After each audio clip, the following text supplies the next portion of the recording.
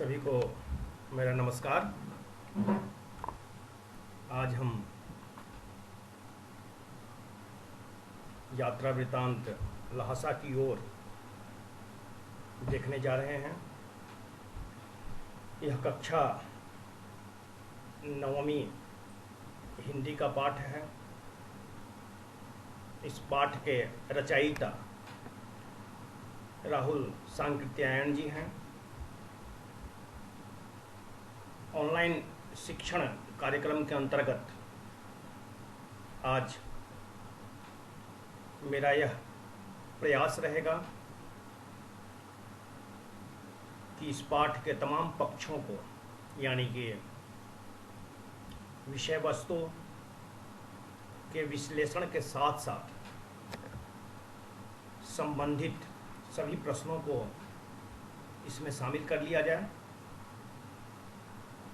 ताकि इसे एक ही वीडियो में संपूर्णता के साथ प्रस्तुत किया जा सके। तो चलिए देखते हैं इस पाठ को। पाठ का नाम है लहासा की ओर। यहाँ पर लहासा की ओर में ल की जो ये ल अक्षर है, यह आधा होगा। यह एक यात्रा वृतांत है। लहासा की ओर यात्रा वृतांत है और लेखक का नाम है राहुल सांकृत्यायन। यात्रा वृतांत लेखन के प्रवर्तक के रूप में इन्हें जाना जाता है।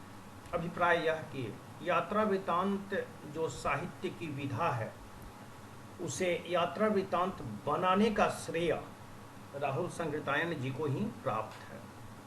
उसके पहले भी यात्रा वृतांत विधा के रूप में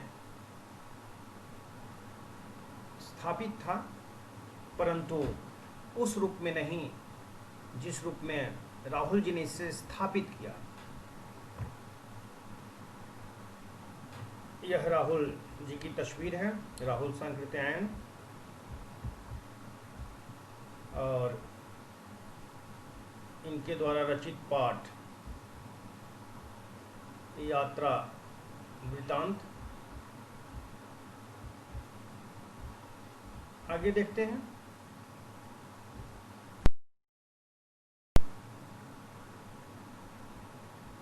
दरअसल किसी पाठ को पढ़ने के पहले हमें यह जान लेना आवश्यक होता है कि इस पाठ के उद्देश्य कौन से हैं, क्योंकि जब तक पाठ के उद्देश्यों से हम परिचित नहीं होंगे, तब तक एक छात्र के रूप में आपका फोकल पॉइंट जहां होना चाहिए वहाँ नहीं हो पाएगा।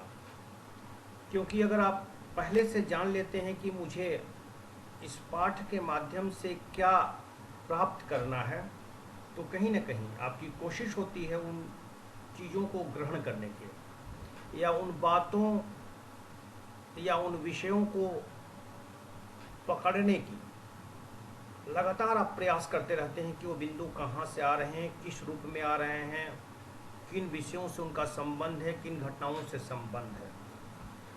इस नाते हमें पाठ के उद्देश्य को जानना चाहिए।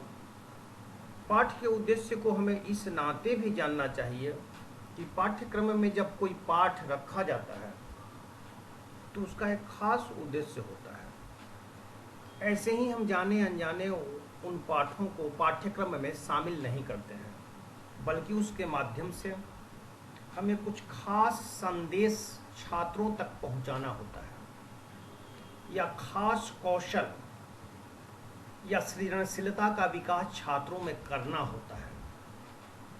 इसीलिए उन पाठों को हमने पाठ्यक्रम में शामिल किया है, या उन पाठों को पाठ्यक्रम में शामिल किया जाता है। तो देखते हैं कि लहासा की ओर पाठ को शामिल करने के पीछे वो कौन से उद्देश्य निहित हैं कौन से उद्देश्य से काम कर रहे हैं, जिसके तहत, जिस प्रक्रिया के तहत इस पाठ को पाठ्यक्रम में शामिल किया गया। इसमें पहला है, इस अध्याय को पढ़कर छात्र तिब्बती समाज एवं संस्कृति के बारे में जानकारी प्राप्त कर सकेंगे। मतलब यह कि कहीं न कहीं इस पाठ के केंद्र में, विषय वस्तु के केंद्र में तिब्बती समाज है और वहाँ की संस्कृति है। पाठ बहुत बड़ा पाठ नहीं है, लेकिन जिस पक्ष का चित्रण पाठ में किया जाता है, वह पक्ष कहीं न कहीं कुछ दूर तक संपूर्णता में चित्रित होता है। तो इस पाठ में तिब्बती समाज और संस्कृति, इसका चित्रण है। दूसरा उद्देश्य है कि इस अध्याय को पढ़कर छात्र तिब्बत की भौगोलिक स्थिति, यानी कि भूगोल, तिब्बत का अपना भूगोल है, जैसे बिहार का अपना भूगोल है। बिहार में पठारी या पहाड़ी इलाके बहुत कम है, नहीं के बराबर हैं, नदियों का जाल है, मैदानी क्षेत्र हैं, कौन सी खेती होती है, ये इसका भूगोल है। वैसे ही तिब्बत का भी अपना भूगोल है। तो तिब्बत की जो भौगोलिक स्थिति है, उसकी जानकारी कहीं न कहीं इस पाठ के माध्यम से हमें प्राप्त होती है। साथ ही वहाँ का जलवायु की भी एक झांकी हमें, या एक उसका एक छोटा सा झलक हमें मिलता है। इस पाठ का जो तीसरा उद्देश्य है, इस अध्याय को पढ़कर छात्र बौद्ध धर्म, ध्यान दीजिए, भगवान बुद्ध द्वारा स्थापित मान्यताएं, या कह सकते हैं कि धर्म, बौद्ध धर्म कहलाया, और उसका सीधा संबंध है बिहार से है, बोध गया से है, जहां उन्हें ज्ञान प्राप्त होता है। तो बौद्ध धर्म एवं उनकी मान्यताओं के बारे में जानकारी प्राप्त कर सकेंगे। बौद्ध धर्म का एक छोटा सा कह सकते हैं कि ज्ञान, छोटी सी जानकारी हमें इस पाठ से मिलती है। और उसकी कौन कौन सी मान्यताएं हैं, जैसे हिंदू धर्म की अपनी मान्यताएं हैं, हिंदू धर्म के अपने कर्मकांड हैं, वैसे ही इस्लाम के अपने हैं, वैसे ही ईसाई के अपने हैं, जैन के अपने हैं, वैसे ही बौद्ध धर्म के भी अपनी मान्यताएं हैं, उसके अपने कर्मकांड हैं। तो इसकी भी एक छोटी जानकारी हमें इस पाठ के माध्यम से मिलती है, इसलिए क्योंकि तिब्बत का समाज लगभग बौद्ध धर्म से जुड़ा हुआ है।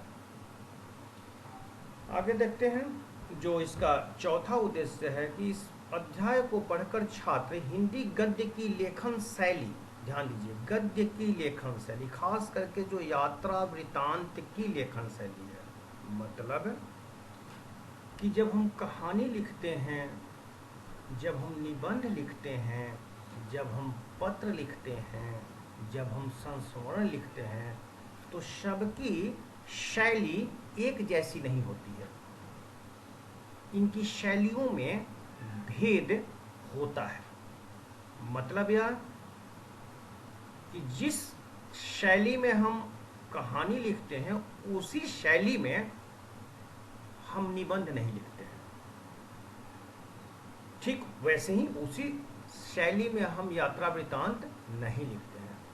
तो ये गद्य की एक खास किस्म की शैली है, जिसका संबंध यात्रा वृतांत से है। तो गद्य लेखन की ये शैली और साथ ही साथ उस यात्रा वृतांत के स्वरूप की जानकारी भी हम प्राप्त कर सकते हैं इस पाठ से। तो इस पाठ का यह भी उद्देश्य है, क्योंकि अब तक जो भी आपने पढ़ा, या आगे भी जब मैं 12वीं कक्षा तक पढ़ा रहा हूँ, वहाँ तक आप पाएंगे कि कहीं भी यात्रा वृतांत से संबंधित कोई पाठ नहीं है। जैसे ना 9वीं कक्षा में ही, 9th में ही एक और पाठ है, रेणु द्वारा रचित है, इस जल प्रलय में। अब देखिए, वो रिपोर्टाज है, वही एक गद्य की अलग शैली है। और कहीं भी रिपोर्टाज, कहीं भी पाठ्यक्रम में नहीं है। मतलब यह कि कहीं ना कहीं इसके माध्यम से आपको इस विधा के बारे में भी जानकारी देना एक उद्देश्य है, कि आप जान जाएं कि नहीं, यात्रा वृतांत वृतांत भी एक गद्य की विधा है, और इस विधा को कैसे लिखा जाता है, कैसे लिखते हैं, इसमें लेखन कैसे होता है, इसका स्वरूप क्या है, इसकी जानकारी आपको इस पाठ से मिलेगी। आगे देखते हैं। इस पाठ से संबंधित और भी कुछ महत्वपूर्ण उद्देश्य हैं, जिसे हम तथ्यात्मक उद्देश्य कह सकते हैं। तो यह तथ्यात्मक उद्देश्य है। तथ्यात्मक उद्देश्य का अभिप्राय इस अर्थ में है कि जो पाठ में विषय वस्तु प्रस्तुत किया गया है और उस विषय वस्तु से संबंधित जो प्रश्न उत्तर पाठ में दिए गए हैं, यानी कि उस पर आधारित जो प्रश्न पूछे गए हैं,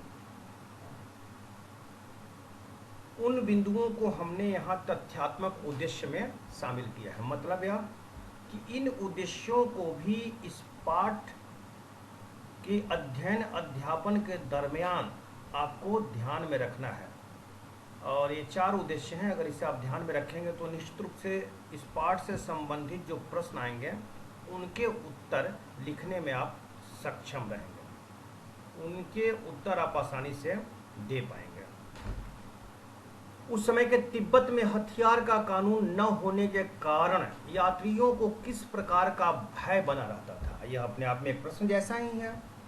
मतलब यह कि इस पाठ को पढ़ते वक्त हथियार का कानून जो तिब्बत में था उस पर आपको गौर करना है, उस पर ध्यान देना है, ताकि इस प्रश्न का उत्तर आप प्रस्तुत कर पाएं। दूसरा है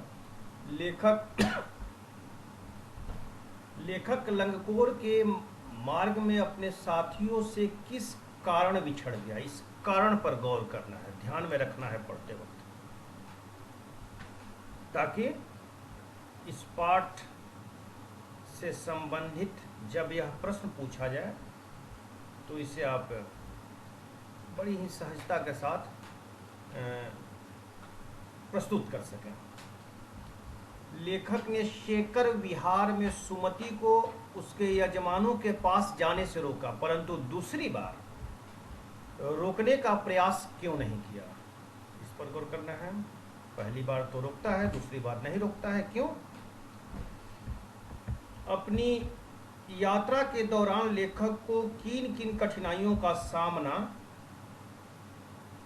करना पड़ा, इस पर भी गौर करना है, ध्यान में इसे भी ध्यान में रखना है कि अपनी यात्रा के दौरान लेखक को किन किन कठिनाइयों का सामना करना पड़ा। आगे देखते हैं।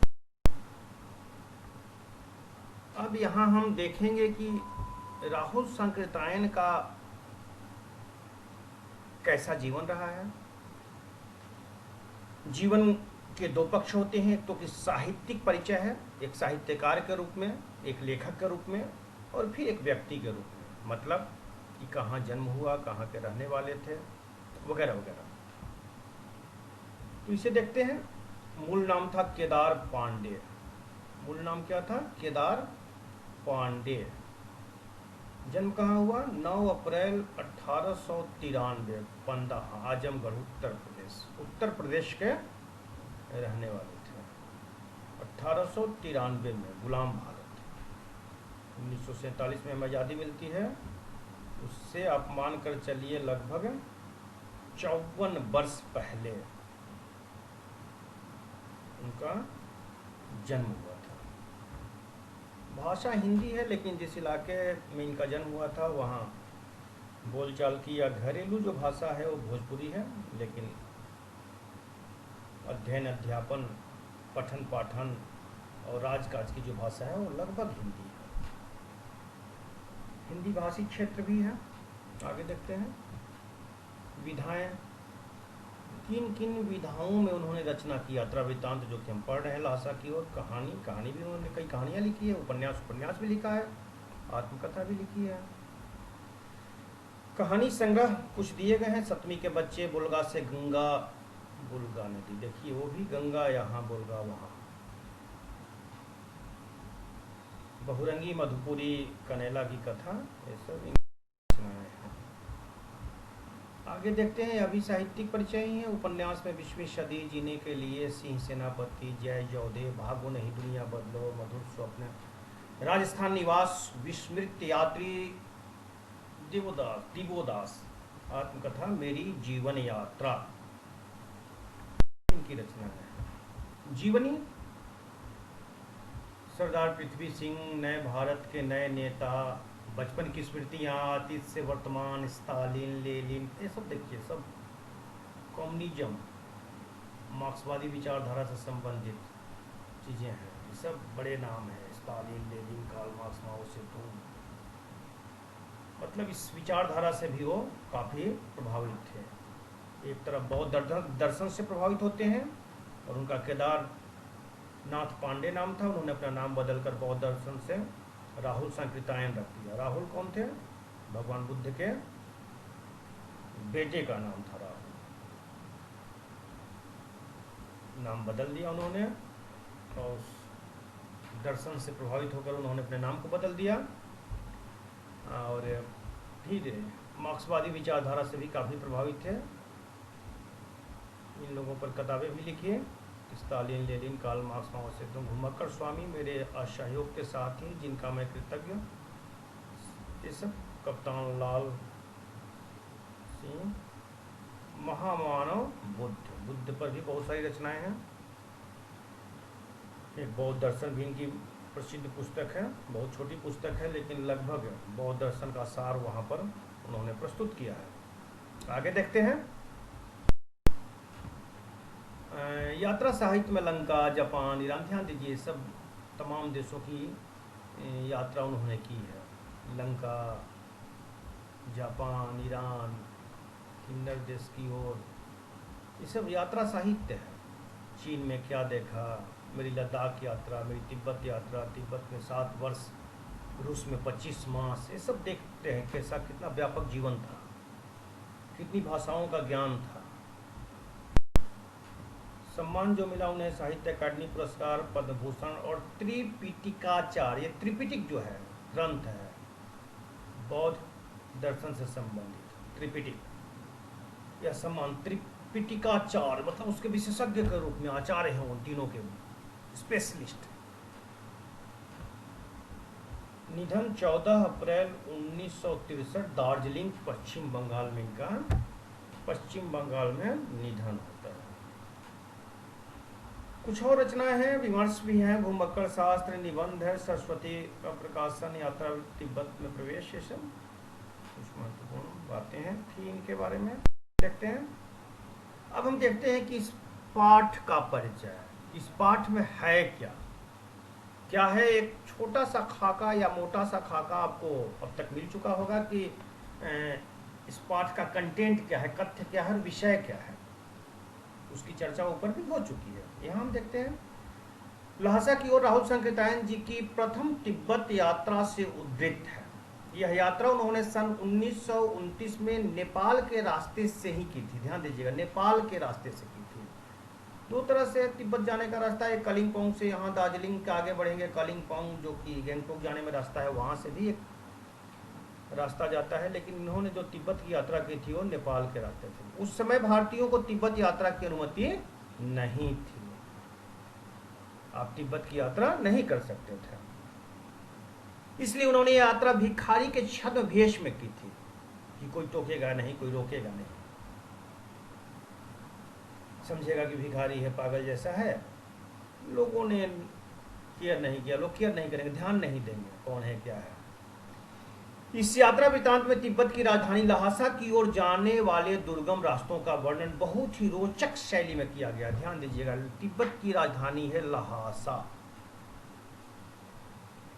आज तिब्बत लगभग पूरी तरह से चाइना के, चीन के कब्जे में है। बावजूद इसके तिब्बत के बहुत सारे लोग मानते हैं कि नहीं, तिब्बत एक देश है और वहाँ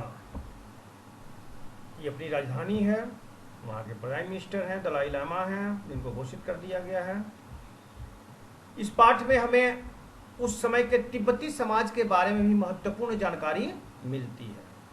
तो ये पाठ का सार कह सकते हैं, संक्षेप है। आगे देखते हैं। इसमें 3 पात्र परिचय। इस पाठ में 3 लोग आ रहे हैं, बहुत ज़्यादा नहीं है, क्योंकि इसमें संस्कृति का चित्रण है, भूगोल का चित्रण है, सभ्यता का चित्रण है, रहन सहन का चित्रण है। वे तमाम बातें महत्वपूर्ण हैं, जो धीरे धीरे हमारे सामने एक टापू के रूप में उभर कर आते हैं। इसीलिए यहाँ पात्रों की संख्या कम है, क्योंकि लेखक का उद्देश्य पात्रों का चरित्र चित्रण करना नहीं, बल्कि वहाँ की संस्कृति और वहाँ के भूगोल को चित्रित करना है, वहाँ की सभ्यता को चित्रित करना है। इसलिए पात्रों की संख्या कम है, और अगर जो पात्र हैं भी तो उनके माध्यम से कहीं ना कहीं लेखक का उद्देश्य रहा है वहाँ की संस्कृति का और भूगोल का चित्रण किया जाना, न कि पात्र का चरित्र चित्रण। इसलिए पात्रों की संख्या कम है। बावजूद इसके राहुल सांकृत्यायन स्वयं माया की शैली में है, एक पात्र है यहाँ।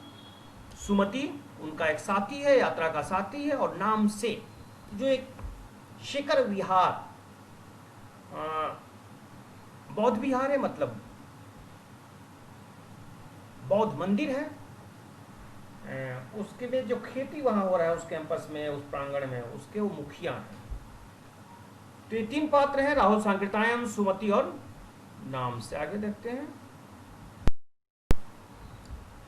लेखक राहुल सांकृत्यायन, इनके बारे में थोड़ा जान ले। घुमक्कड़ प्रवृत्ति है जो पाठ में जो इनकी ये विशेषताएं आ रही हैं, इन विशेषताओं का जो अंकन किया गया है, या कह सकते हैं कि इन विशेषताओं को जहाँ से निकाला गया है वो इसी पाठ से है। ध्यान दीजिए, राहुल सांकृत्यायन का द्वारा ही लिखित यह पाठ है जो लासाकी, इसी पाठ से हमने निकाला है। उनमें घुमक्कड़ प्रवृत्ति है, वह दिखता है, वह दिख रहा है कि उनमें घुमक्कड़ प्रवृत्ति है। दूसरी जो महत्वपूर्ण बात है उनके चरित्र में या व्यक्तित्व में दिखाई देता है कि निश्चय, दृढ़ निश्चयी है, साहसी है, यात्रा में अनेक कष्टों का सामना करते हैं। दृढ़ निश्चयी है, साहसी है और अनेक कष्टों का सामना करते हैं। अध्ययनशील है, यह भी हमें यह पाठ में दिख जाता है कि जो उनका रुझान है, जो उनकी मुख्य प्रवृत्ति है, वह अध्ययन है। जहाँ भी मौका मिलता है अध्ययन में लग जाते हैं। इसी कारण उन्होंने बहुत सारे ग्रंथों की रचना की, बहुत सारे ग्रंथों को लोगों के सामने उद्घाटित किया, जो कि कहीं न कहीं दबे हुए थे या गुमनामी में वो दबे हुए थे। उसको निकाल कर लाया। उन्होंने कहा कि नहीं, यह ग्रंथ है। खास करके विद्यापति ग्रंथावली के संदर्भ में कहा जाता है कि विद्यापति की बहुत सारी रचनाओं को उन्होंने प्रकाशित किया, जो विलुप्त होने के कगार पर पहुंच गई थी। अध्ययनशील है, शिखर विहार में ग्रंथों को पढ़ने में रम गए, उससे पता चलता है हमें। महापंडित है, पाली भाषा, ध्यान दीजिए, भगवान बुद्ध के जमाने की भाषा है पाली। प्राकृत भी उसी समय बोलचाल की भाषा थी। दोनों में साहित्य मिलता है हमें, पाली में भी और प्राकृत में भी। अपभ्रंश में भी मिलता है। उसी समय थोड़ा सा उसकी का विकृत रूप होता गया अपभ्रंश। तिब्बती भाषा का ज्ञानी नहीं था, चीनी का, जापानी का, रूसी का आदि भाषाओं के ज्ञाता थे। वो इतनी भाषाओं को जानते थे। बाकी ही हिंदी, अंग्रेजी, संस्कृत, सब तो भारत की भाषाएं थी ही। उच्च कोटि के साहित्यकार हैं। यात्राओं का सजीव चित्रण करते हैं। अगर सजीव चित्रण नहीं करते तो फिर यात्रा वृत्तांत इनके लिए लिख पाना मुश्किल था। तो ये इनके तमाम प्रवृत्तियां निकल कर आती हैं, इनकी विशेषताएं जो इस पाठ में दिखती हैं। आगे बढ़ते हैं। सुमति का वास्तविक नाम जो है लोब्जंग शेख है। यह मंगोलिया का रहने वाला है, मंगोल भिक्षु है, जो गया से संबंधित है, गया में रहता है। बौद्ध मंदिर के आसपास से यजमान उसके आते जाते लोग हैं। यही कह सकते हैं कि एक किस्म का वह है पंडा है, जिसे हम कह सकते हैं। हिंदू धर्म में जो पंडे का रोल है, जो भूमिका है, लगभग उसी तरह का सुमति है कि लोग वहाँ से आते हैं। बुद्धिस्ट बोध गया में उनको पूजा पाठ कराता है और फिर साल में कभी उनके पास जाता है, उन लोगों से मिलता है और उनसे वह दक्षिणा लेता है। कलेक्ट करता है, उसका संग्रह करता है, घूम घूम कर हर गांव में जाता है, लोगों से मिलता है जो उसके यजमान हैं। तो सुमति को हम कह सकते हैं कि जो हिंदू धर्म दर्शन में पंडा की जो भूमिका है लगभग उसी तरह की भूमिका इसकी भी है, उसी तरह का स्वभाव और नेचर इसका भी है। स्थानीय स्तर पर काफ़ी लोकप्रिय व्यक्ति है, धार्मिक प्रवृत्ति है, पंडा है, उस तरह का काम है, शांत है, सरल स्वभाव है, मिलनसार और स्नेही है। तो ये इसकी विशेषताएं हैं। आगे नाम से बौद्ध भिक्षु है, विनम्र है, भद्र पुरुष है, स्नेही है, शेखर विहार की खेती के मुखिया है। आगे बढ़ते पाठ का सार देखते हैं। लहासा की ओर पाठ में राहुल जी ने अपनी पहली तिब्बत यात्रा का वर्णन किया। उस समय भारतीयों को तिब्बत यात्रा की अनुमति नहीं थी, इसलिए उन्होंने यात्रा भिखमंगे की भेष में की थी। तिब्बत एक पहाड़ी प्रदेश है, जिस कारण यहाँ बर्फ पड़ती है। इसकी सीमा हिमालय पर्वत से शुरू होती है। तिब्बत में पहाड़ बिल्कुल नंगे हैं। नंगे का मतलब है कि ना उस पर बर्फ है और ना ही वहाँ पेड़ है, न हरियाली हो और न बर्फ की सफेदी, यानी कि नंगे हैं। उत्तर की तरफ तो बहुत ही कम पहाड़ियां और बर्फ की चोटियां दिखाई पड़ती हैं। तिब्बत के समाज में छुआछूत, जाति प्रथा, ध्यान दीजिए, तिब्बत के समाज में छुआछूत, जाति पाति आदि कुप्रथाएं नहीं थी। सारे प्रबंध की देखभाल कोई भिक्षु करता था। वह भिक्षु जागीरी लोगों में राजा का सम्मान पाता था। बौद्ध दर्शन में जहाँ पर वहाँ पर बौद्ध भिक्षु लोग थे बौद्ध विहार का, और उसको राजा का दर्जा प्राप्त था। हिंदू धर्म दर्शन में भी देखा गया है, काफ़ी पहले की बात है, कि शासन का संचालन कहीं ना कहीं एक तरह से मंदिरों से होता था, और बहुत सारे राजा थे जो कि उनके नियंत्रण में रहते थे। उस समय तिब्बती जो समाज था उसमें औरतों में पर्दा प्रथा नहीं थी। अब हम आगे क्या करेंगे कि इस पाठ को और स्पष्ट करने के लिए इसके कुछ प्रश्नों को लेंगे और उस पर चर्चा करेंगे और उसके उत्तर को हम देखेंगे, ताकि इसका कथ्य और विषय और आपके समक्ष स्पष्ट हो जाए।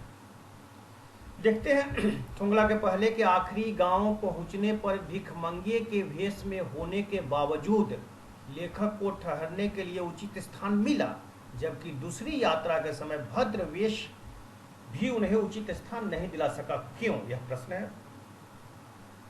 उत्तर, लेखक के मित्र सुमति की यहाँ के लोगों से जान पहचान होने के कारण, ध्यान दीजिए, जो उसके मित्र, लेखक के जो मित्र हैं सुमति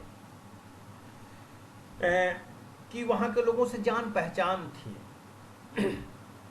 और इसी कारण भिखमंगे के भेष में होने के बावजूद भी उन्हें ठहरने की अच्छी जगह मिल गई। जबकि दूसरी यात्रा के समय जानकारी न होने के कारण भद्र यात्री के भेष में आने पर भी उन्हें रहने के लिए उचित स्थान नहीं मिला। उन्हें गांव के एक सबसे गरीब झोपड़े में ठहरने का स्थान मिला। ऐसा होना बहुत कुछ लोगों की उस वक्त की मनोवृत्ति पर निर्भर करता है, क्योंकि शाम के वक्त छंग पीकर बहुत कम होश हवास को दुरुस्त रख पाते हैं, क्योंकि वहाँ की सभ्यता में, संस्कृति में शराब को पीना एक आम बात है। शाम होते ही सब लोग पी लेते हैं, महिलाएं, बच्चे, बूढ़े, सब जवान। तो उस वक्त की मनोस्थिति, पता चला कि आप शाम को पहुंचते हैं तो हो सकता है कि सब लोग पिए हो, नशे में हो, तो कोई आप पर ध्यान देने वाला नहीं है। तो यह भी कारण हो सकता है। तो ये दो बातें हैं, मुझे लगता है कि ये दोनों बातें स्पष्ट हो गई होंगी। आगे देखो, उस समय के तिब्बत में हथियार का कानून न रहने के कारण यात्रियों को किस प्रकार का भय बना रहा। ध्यान रहिए कि वहाँ पर हथियार का कोई कानून नहीं था, मतलब हथियार आप रखेंगे नहीं रखेंगे कोई नियम ही नहीं था। तो जिसको मनाता था वो रखता था, लाठी की तरह रखता था, जिसको मनाता था वो नहीं रखता था। स्वाभाविक है कि छोटे छोटे विवाद पर अगर हथियार है तो मार देगा, मर्डर हो जाएगा, गोलियां चल जाएंगी, कोई किसी को लूट लेगा, तो निश्चित रूप से वहाँ डर बना रहेगा। कि तिब्बत में हथियार का कानून न रहने के कारण उस समय यात्रियों को डाकुओं से मारे जाने का और लूटपाट का खतरा था। जो खतरे आप एक अपराधी से महसूस करते हैं, उन खतरों को यहाँ चित्रित कर दिए। 4-5 बिंदुओं को और आप अंकित कर सकते हैं कि इस तरह का खतरा, इस तरह का खतरा, इस तरह का खतरा है। कुछ भी कर सकता है।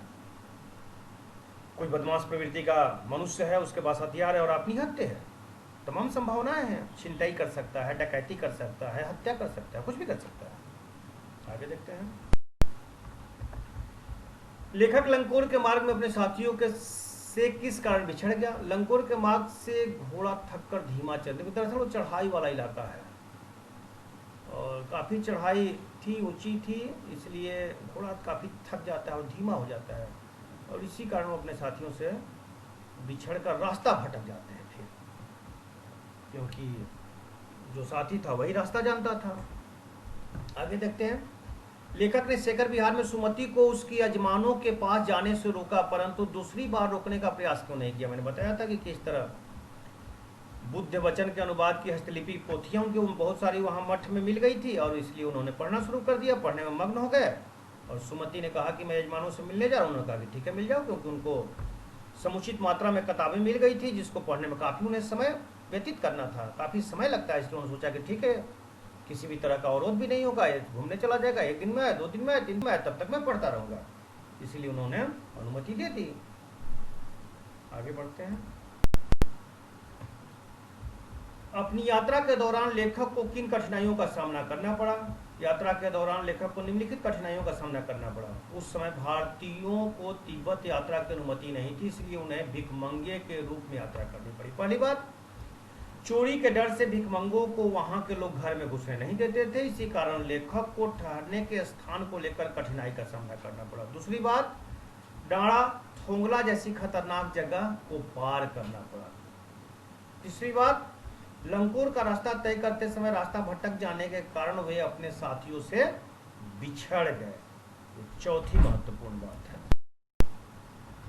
अगला प्रश्न, यात्रा वृत्तांत के आधार पर बताइए कि उस समय का तिब्बती समाज कैसा था। मुझे लगता है कि उसकी एक छवि आपके समक्ष स्पष्ट हो गई होगी तिब्बती समाज की, कि उस समय तिब्बती समाज में जाति पाति छुआछूत नहीं था, औरतों में पर्दा प्रथा का प्रचलन नहीं था, अपरिचित व्यक्ति को भी लोग घर में आने देते थे, यहाँ तक कि आप चाय ला जाकर देंगे और कहेंगे कि बना दो तो बना देंगे, भरे उस घर में पुरुष हो या नहीं हो, महिलाएं ही घर में हो, दरवाज़ा खुला रहता था, आप सीधे उनके घर में चले जाइए, उनके किचन में चले जाइए, उनके रसोई में चले जाइए, कोई रोक टोक नहीं था, काफ़ी खुला समाज था।